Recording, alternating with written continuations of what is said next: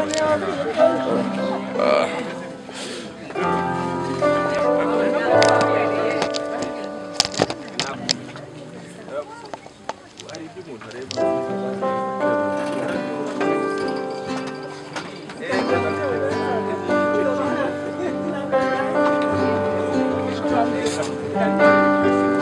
pouvons nous lever pour recevoir les mariés. Jean-Luc et Antoinette. Praise our God, sing with me, our praise our God, Lord, we see our praise our God, our great is our God, our great is our God, sing with me, our great is our God, Lord, we see our great is our God. Est-ce que nous pouvons acclamer pour eux? Splendor.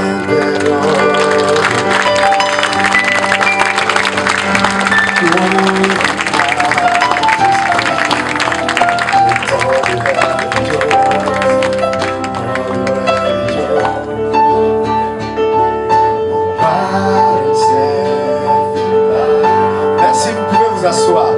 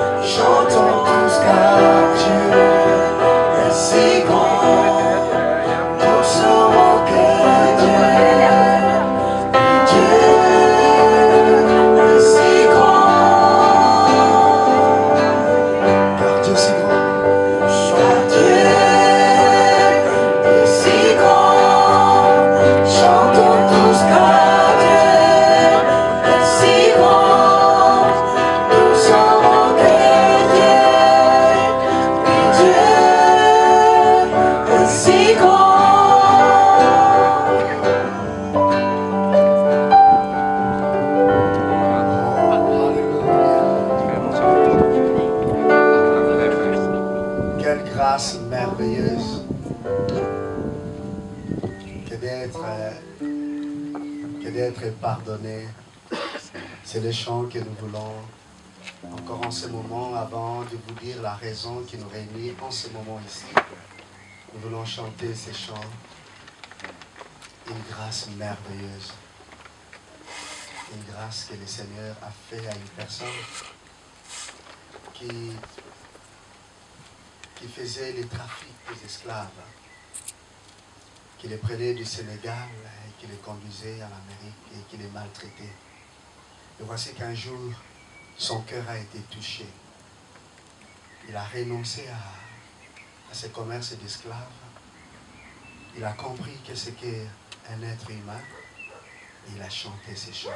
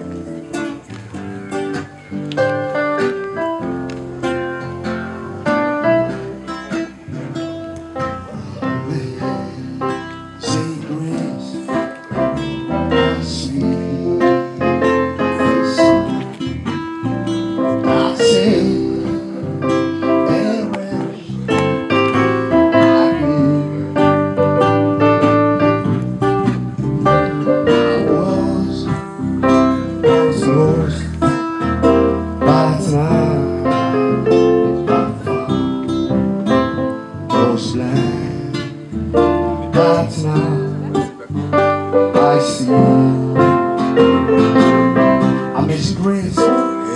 Amazing grace, how sweet. Oh, sing.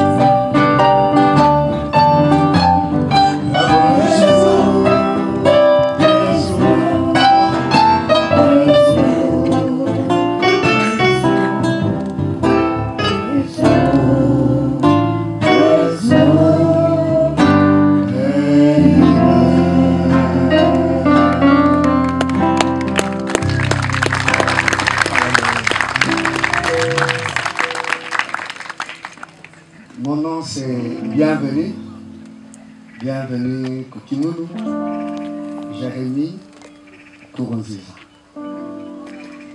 Je suis l'ami d'Antoinette et Jean-Luc. Et je suis aussi le pasteur d'Antoinette.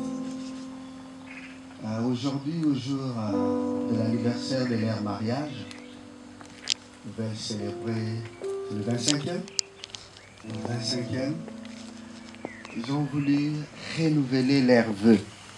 Pas seulement en présence des membres des familles, des amis, mais aussi en présence des serviteurs de Dieu et de Dieu lui-même. Et que ça soit un moment qui soit béni par une prière faite par les serviteurs de Dieu de l'Église. Voilà, alors vous êtes tous les bienvenus dans ce moment de bénédiction. Je vais maintenant passer la parole au pasteur Jean-Paul Valois, qui a quelque chose à nous dire. Et puis nous allons continuer. Merci.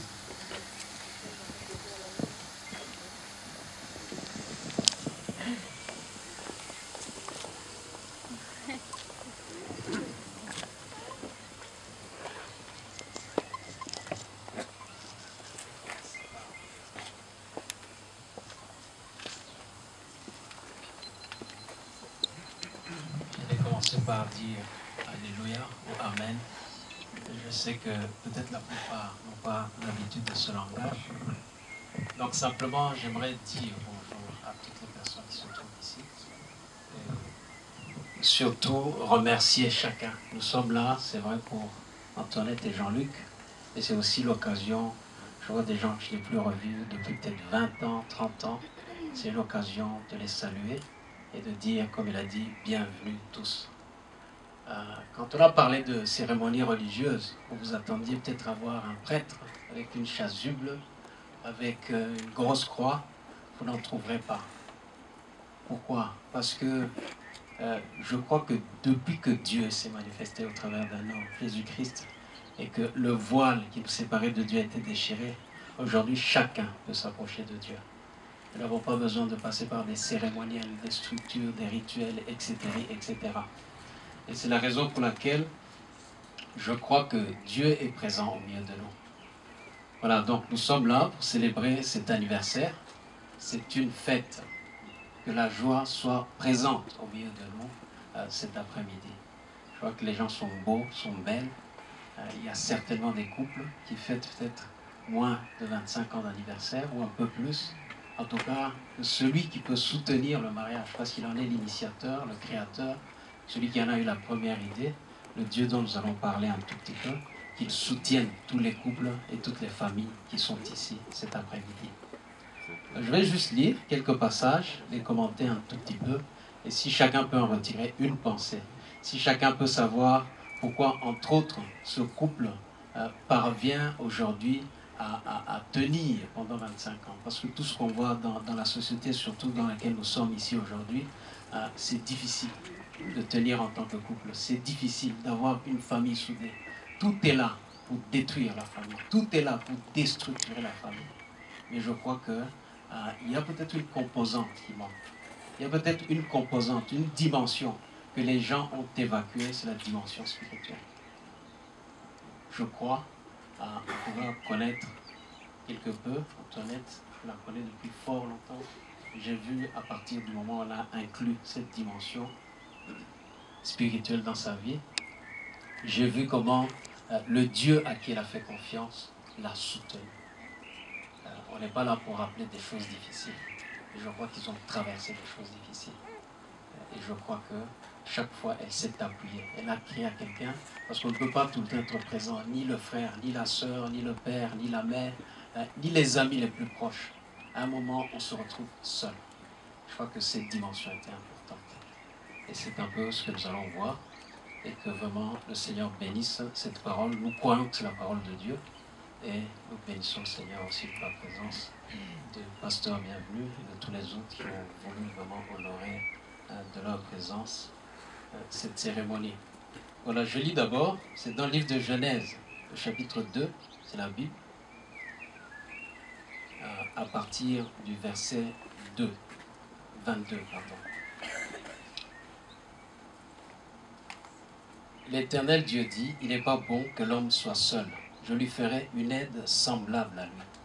L'Éternel Dieu forma de la terre tous les animaux des champs et tous les oiseaux du ciel. Et il les fit venir vers l'homme pour voir comment il les appellerait.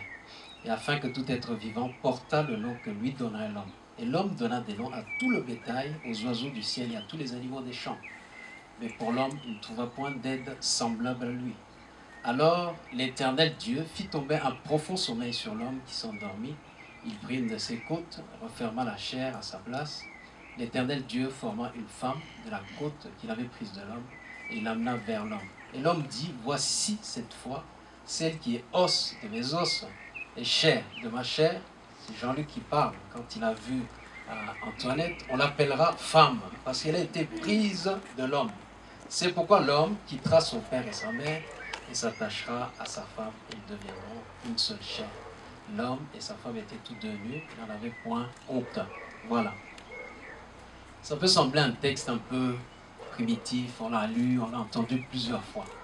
Mais je crois que plus que la lecture superficielle, il y a des principes qui sont dedans et qui peuvent gouverner un mariage heureux. Parce que je crois que le mariage, c'est une place qui est appelée à manifester le bonheur sur terre. si on n'a pas de famille sur terre, si chacun est laissé pour compte, si chacun vit comme il le veut, je crois que c'est difficile. Et le mariage, pour moi, c'est le premier laboratoire de toute relation humaine. Quand ça ne va pas, alors qu'on est à 2, quand ça ne va pas alors qu'on est à 3 ou à 4, c'est difficile de vivre correctement dans un groupe ou dans la société. Et voilà que Dieu, qui commence, il crée toutes choses. Il crée les éléments matériels, il crée la lumière, il crée toutes choses. Il crée les animaux. Et au sommet de sa création, il crée l'être humain. Il commence par l'homme, le mâle. Il le fait entrer dans un profond sommeil, comme dit la Bible ici. Et quand il le fait entrer dans un profond sommeil, voici ce que la Bible dit, c'est que il a cherché et qu'il n'a pas trouvé d'aide semblable à lui. Pour dire quoi? Pour dire que très tôt, la Bible nous apprend que l'homme seul ou la femme seule ne peut rien. C'est un premier principe. Chaque homme, chaque femme a besoin d'une aide quelque part. Personne ici ne peut prétendre se suffire à lui-même. Parce que nous n'avons pas été créés pour cela. L'homme n'a pas été créé, ou l'être humain, pour être seul. Et c'est un principe important, c'est un principe fondateur de la femme. On ne vit pas pour soi-même, on vit pour l'autre. Et je crois que c'est ce qui permet, entre autres, de surmonter toutes les épreuves, les difficultés. Quand il y a des problèmes de caractère qui s'annoncent dans un couple, parce qu'il y en a tous les jours, ne vous en faites pas, alors, qu'est-ce qui se passe? C'est que quand on sait qu'on ne vit pas pour soi-même, alors c'est là qu'on peut dire qu'on forme véritablement un couple. Et un deuxième principe, la Bible dit ceci, et l'homme dit, voici cette fois celle qui est os de mes os et chair de ma chair. C'est le principe d'unité. Adam a regardé, il a cherché dans toute la création. Il regarde, il ne trouve rien qui lui ressemble, rien qui réponde à sa voix, rien qui réponde à ses sentiments. Mais quand il voit la femme que Dieu venait de créer, il s'écrit dans un poème langoureux, un poème fantastique. Je ne sais pas si beaucoup d'hommes sont habitués à parler comme ça à leur femme et dire, voici cette fois-ci l'os de mes os, la chair de ma chair. Pour dire qu'à partir du moment où Dieu les unit, ils deviennent une seule et même personne. Ce n'est plus deux personnes. Ce n'est pas une fusion comme ça qui confond les identités des personnes, mais c'est quelque chose qui nous unit pour un destin commun. Je me souviens, combien de fois est-ce qu'on n'entend pas quand les gens se promettent, que ce soit devant le maire, devant le bourgmestre, parfois devant le prêtre ou les pasteurs, que rien ne nous séparera dans toute notre vie, que ce soit la mort ou la maladie, les épreuves, etc., etc. Mais combien restent attachés à cela? Combien même se souviennent qu'ils ont dit cette parole? C'est un principe, je crois, important. C'est de savoir qu'on ne vit pas pour soi et qu'on est appelé à s'attacher, on est appelé à s'unir à une autre personne. Et voici ce qu'il dit encore. C'est pourquoi l'homme quittera son père et sa mère. Un autre principe important, c'est celui de la séparation. Vous savez, tous, nous venons d'une famille. Nous avons un père, une mère, à moins qu'il y ait eu des miracles quelque part avec